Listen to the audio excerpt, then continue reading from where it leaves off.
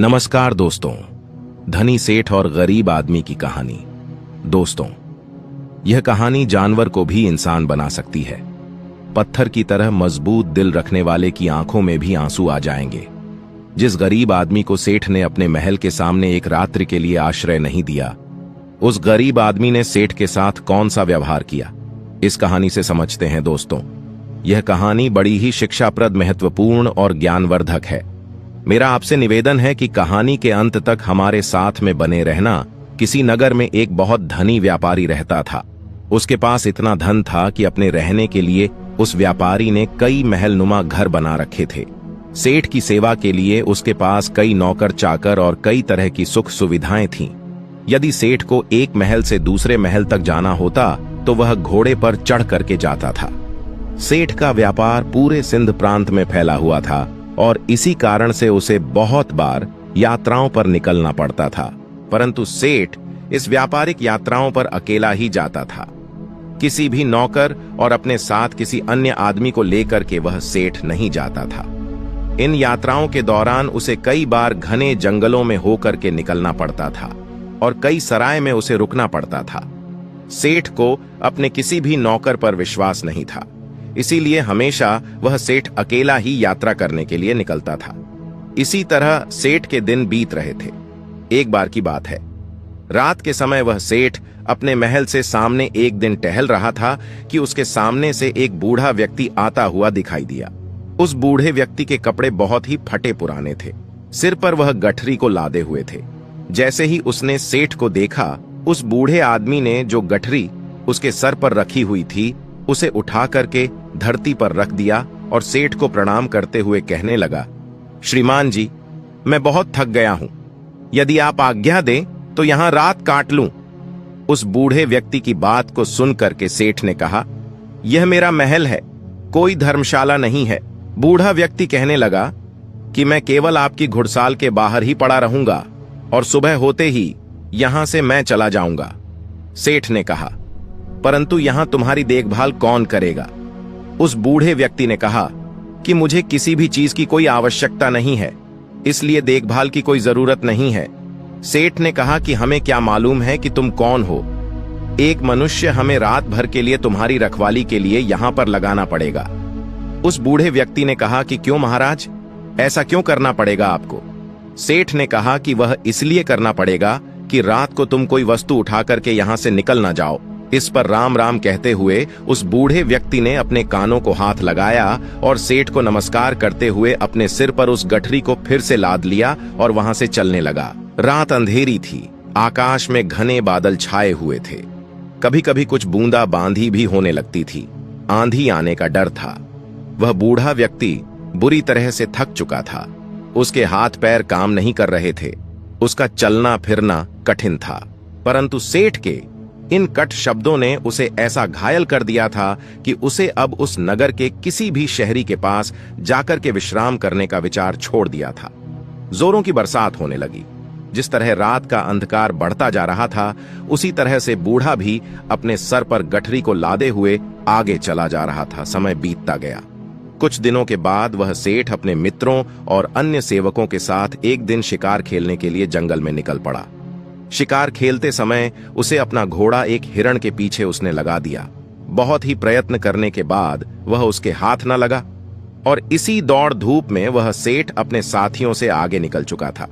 जंगल घना था और घने जंगल में घुस जाने के कारण वह सेठ अपने नगर का मार्ग भूल चुका था। लगभग घंटों वह जंगल में भटकता रहा। इतने में ही रात हो गई। आंधी चलने लगी, बादल छा गया।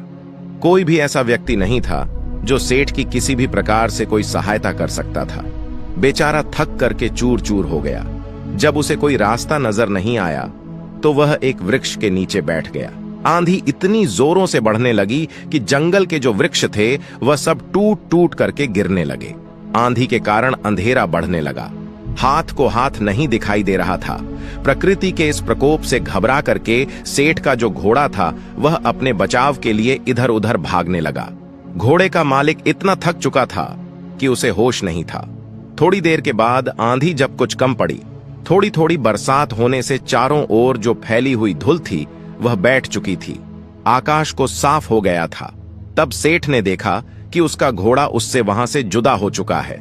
उस सेठ ने उस घोड़े को 200 हज़ देकर के खरीदा था और उस घोड़े से बहुत ही प्यार करता था। उसे पालने में उसने किसी तरह की कोई कसर नहीं छोड़ी थी। अब तो सेठ को घर पहुंचने की कोई भी उम्मीद नहीं थी। कहते कि सवेरा होने के आसपास रात का अंधकार बहुत बढ़ जाता है और इसी तरह आशा और सूर्य की किरणों के पहुंचने से पहले निराशा और दुख का अंधेरा भी बहुत अधिक हो जाता है। बहुत अधिक दुखी और निराश हो जाने पर उस सेठ को दूर से एक व्यक्ति आता हुआ दिखाई दिया। पहले तो उस व्यक्ति को देख करके वह सेठ सहम गया, कहीं यह कोई व्यक्ति चोर या डाकू न हो जो उसे आकर के उसे लूट ले। परंतु जब उस व्यक्ति ने सेठ के पास आकर के नमस्कार करते हुए अपने होठों की मुस्कान से सेठ के हृदय को निर्मल कर दिया, सेठ को बड़ी उम्मीद दिखाई दी। उसे आशा का प्रकाश दिखाई देने लगा। हंसते हुए उस व्यक्ति ने सेठ से कहा, आप इतने क्यों घबराते हैं? साथियों के बिछड़ने से, राह भटकने से और किसी की सहायता न मिलने से। कहते हुए सेठ ने अपनी सारी जो राम कहानी थी उस व्यक्ति को सुना दी। उस व्यक्ति ने जब सेठ की कहानी सुनी तो उसको सेठ पर दया आ गई और वह सेठ को लेकर के अपनी झोपड़ी में चला गया। वहां जाकर उसने बताया कि वो अपने पिता के साथ रहता है। जो भी रूखा सूखा भोजन हम लोग खाते हैं आप भी खा लेना और यहीं पर रुक करके विश्राम कर लेना। सेठ ने कहा कि परंतु मेरे घोड़े का क्या होगा? उस व्यक्ति ने कहा, सुबह होने से पहले मैं आपके घोड़े को किसी भी तरह से ढूंढ लूंगा। सेठ ने कहा कि वो कैसे ढूंढोगे तुम? बड़ा घना जंगल है, इतनी अंधेरी रात है, तुम कैसे ढूंढ सकोगे? उस व्यक्ति ने कहा कि मैं इस जंगल के कोने कोने से परिचित हूं। सेठ ने कहा, तो क्या तुम मेरे साथियों को भी ढूंढ सकोगे? उस व्यक्ति ने कहा, यदि वे इस जंगल में हुए तो मैं अवश्य ही उन्हें ढूंढ निकालूंगा। इस उत्तर को सुनकर के उस अमीर सेठ को बड़ा ही संतोष हुआ।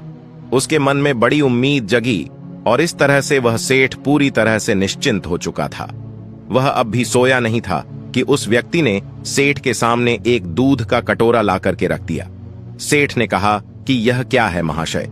उस व्यक्ति ने कहा कि सेठ जी, यह हमारी बकरी का दूध है। सेठ ने कहा कि तुम्हारे पास कितनी बकरियां हैं? उस व्यक्ति ने कहा कि मेरे पास तो सिर्फ एक बकरी है। सेठ ने कहा, क्या एक बकरी इतना दूध दे सकती है या एक शेर से अधिक नहीं होगा? तुम भी पियो।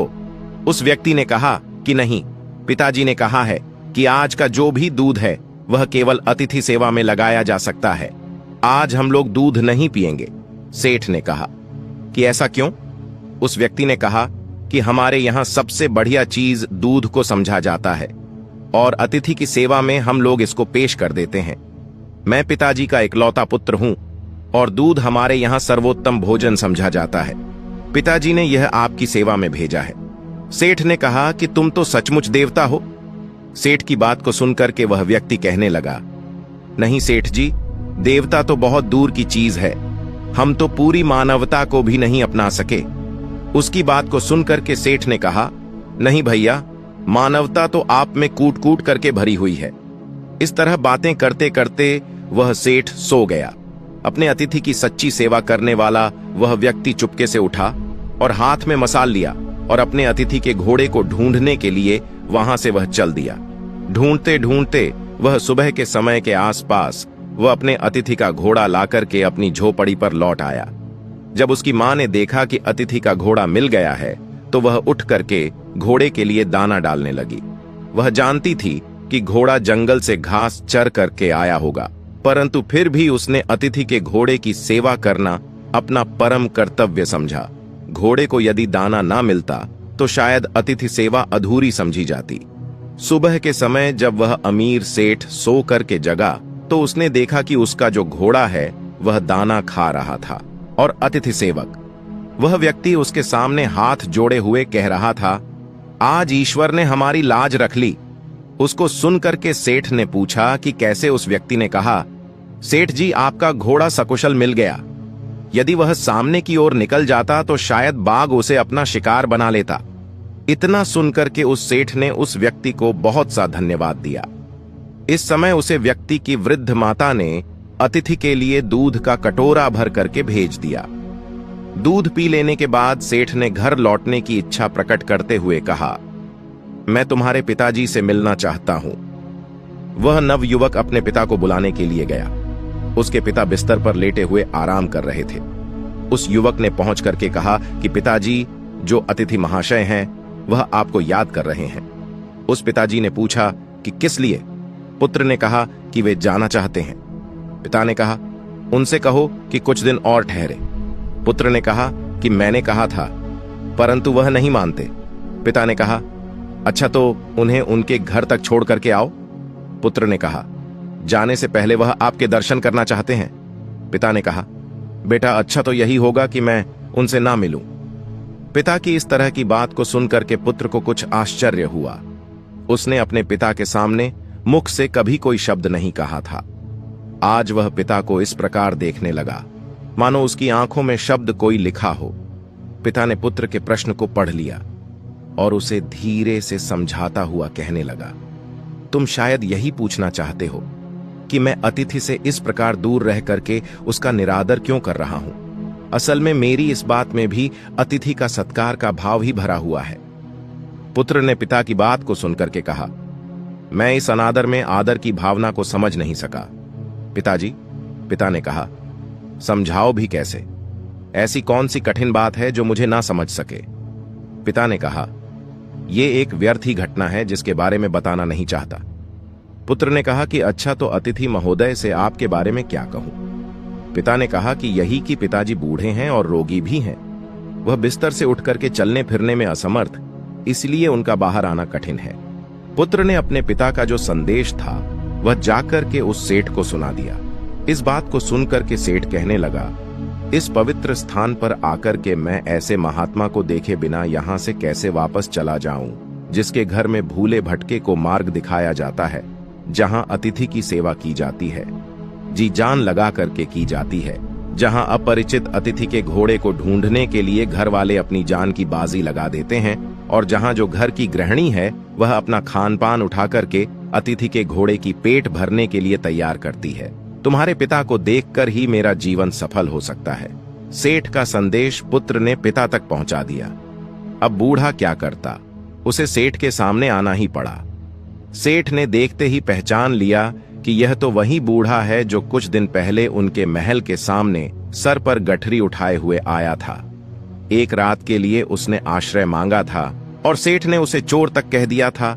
कितनी दानव थी उसके दुर्व्यवहार में। इस वृद्ध के पुत्र ने अपनी मानवता का परिचय देकर के उस सेठ के हृदय को बिल्कुल बदल दिया था। अमीर सेठ हाथ जोड़ करके खड़ा हो गया और अपने दुर्व्यवहार के लिए उस बूढ़े व्यक्ति से क्षमा याचना करने लगा।